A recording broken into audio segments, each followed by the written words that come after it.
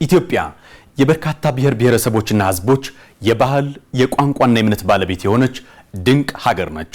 ብዙ ሆነን እንደ አንድ ሆነን እንደ ብዙ የምንሆንባት ለጋራ ግብና ዓላማ የምንደመርበትም ቀመር ነው። ህብረ ብሔራዊ አንድነት ሀገር በጠንካራ መሰረት ላይ የሚገነባበት አግባብ ብዙ መልክ አለው።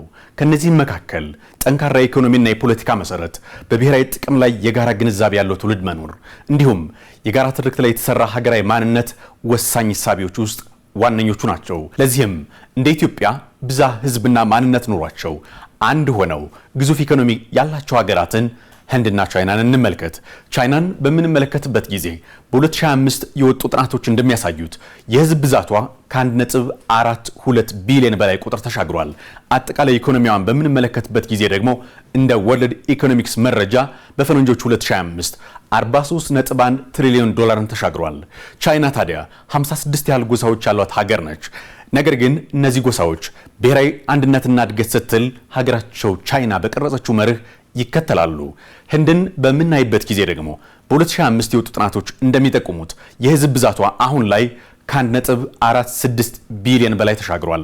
አጠቃላይ ኢኮኖሚዋን በምንመለከትበት ጊዜ ደግሞ አሁንም እንደ ወርልድ ኢኮኖሚክ መረጃ በፈረንጆች 2025 $23.26 ትሪሊዮን በመያዝ ከዓለም ሶስተኛዋ ግዙፍ የኢኮኖሚ ባለቤት መሆን ችላለች። ነገር ግን ሀገራቱ እንዲህ ያለውን ኢኮኖሚያዊ እድገት ጣሪያ ሊደርሱ የቻሉት ባላቸው ብዛ ህዝብ፣ ቋንቋ፣ ባህልና እምነት ውስጥ የሐሳብ ልዩነት፣ ግጭት ስለሌለ አይደለም። የሀገራቸው የእድገትና ትራንስፎርሜሽን ለውጥን በማመን የትኛውም የውጭ ጠላት ሲመጣ በጋራ ሆኖ በመዋጋት ሀገራዊ የዜግነት ጥቅማቸውንም ቢሆን በጥመንጃ ሳይሆን በሰላማዊ መንገድ በመጠየቅ ነው። ከሁሉም በላይ የሆነውን የጋራ ብሔራዊ ጥቅማቸውንም አስቀድመው ስለሚሰሩና አንድ ሆነው ስለሚቆሙ አሁን የደረሱበትን ግዙፍ የኢኮኖሚ እድገት አስመዝግበዋል። ለመሆኑ በብዝሃነት መነጽር ሲታይ የእነኛ ሀገራት የማደግ ሚስጥር ምንድን ነው? እኛስ እንዴት ነው በአንድነት ለብሔራዊ ጥቅማችን መቆም የሚገባን? የፖለቲካዊ ጉዳዮች ተመራማሪዎች እዚሁ ላይ የሚሉን አለ። ወደዚያው እናምራ።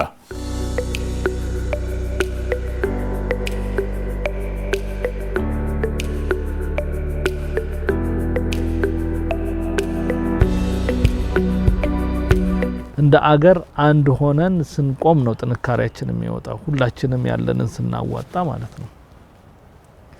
አንድነት ያለውን ጥቅም መቼስ አይነገረንም። እንደ አንድ የሁሉ 130 ሚሊዮን አንድ ሲሆን ልክ ዛሬ ቻይና እንዳደገችው አንድ ሆነው ኢኮኖሚያቸው ላይ በመስራታቸው አንድ ሆነው አገራዊ ኢንተርስታቸውን አገራዊ ፍላጎታቸውን ለማሳካት የአገራዊ ጥቅም ዙሪያ በመሰባሰባቸው ያደጉ አገሮች ናቸው። እነዚህ የነሱን ብዝሃነትና ጥንካሬ፣ የአገር አንድነት፣ የኢኮኖሚ አንድነት፣ የቴክኖሎጂ፣ የሀብት፣ የሁሉ ነገር ብልጽግናቸው የነሱን ጥንካሬ ያሳያል፣ የኛን ደካማነት ያሳያል። እኛም እንደነሱ እንዳንሄድ የያዘን የለም። የተያያዝነው በአንድም በሌላ መንገድ በራሳችን ጉዳይ ነው። ሀገር ሲመሰረት በርካታ ማንነትና መልክን ይዞ እንደመሆኑ የብዝሃነት መገለጫውም ያው ራሱ ነው የሚሉት ተመራማሪዎች። ኢትዮጵያን ያቆያትም ይኸው ስሪቷ ነው ባይ ናቸው። ነገር ግን የአንዱ መኖር ለአንዱ ጌጥና የማደግ ምክንያት መሆኑን የሚነግር የዳበረ የፖለቲካ ባህልን በመገንባት ግጭቶች የሚፈቱበትን መንገድ መስራት ትልቁ ጉዳይ ነው።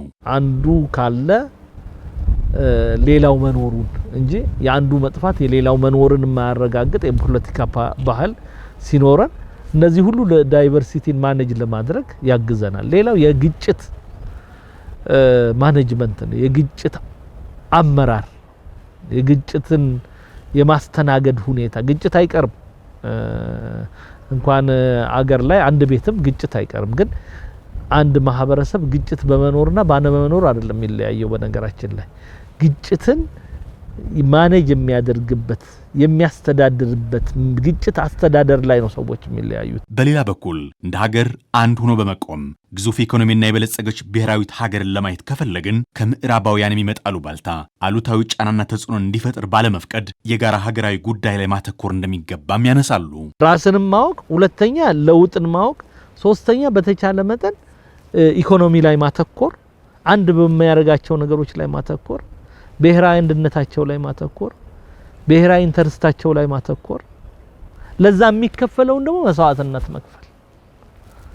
አሁን ቻይናዎች በጣም ብዙ ጭንቅ ውስጥ ያለፉ ናቸው። ያ ትውልድ የከፈለው መስዋዕትነት ነው ዛሬ የሆነ ትውልድ ለአንድ ሀገር በነገራችን ላይ የሆነ ትውልድ መስዋዕትነት ካልከፈለ እድገት አይመጣም። በዚህም አሁን ላይ ብዝሃነታችንን ለግል ጉዳይ ሳይሆን በአንድነት በኢትዮጵያ ጥላ ስር አድርገን ከሰራን መለወጥ እንደሚቻል ነው የሚጠቁሙት። ብዝሃነታችንና ታሪካችንን ለሀገር አንድነትና ለማህበረሰብ ለትውልድ ግንባታ መዋል አሁን የምርጫ ጉዳይ ሳይሆን የህልውና ጉዳይ ሆኖ መጥቷል።